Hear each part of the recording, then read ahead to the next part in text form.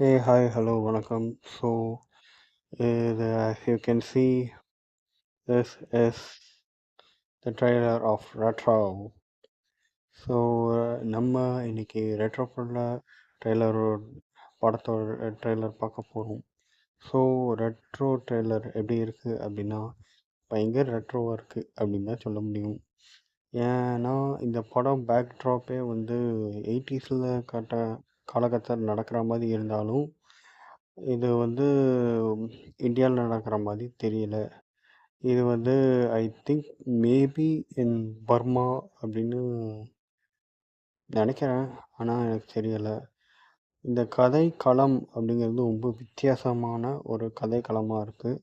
அதே மாதிரி ஆர்டிஸ்ட் செலெக்ஷனில் வந்து சூர்யா, அதுக்கப்புறம் மெயின் லீட் பண்ணியிருக்காரு. ஸோ இந்த படம் வந்து ரொம்ப ஒரு எல்லாரும் நம்பிக்கை வச்சு வேலை செஞ்சுருக்கிறது நல்லா தெரியுது. கார்த்திக் சுப்ராஜ் ஏற்கனவே இதே மாதிரி ஒரு கதை களத்தை எடுத்ததில்லை, ஆனால் இதே கதையை எடுத்திருக்காரு.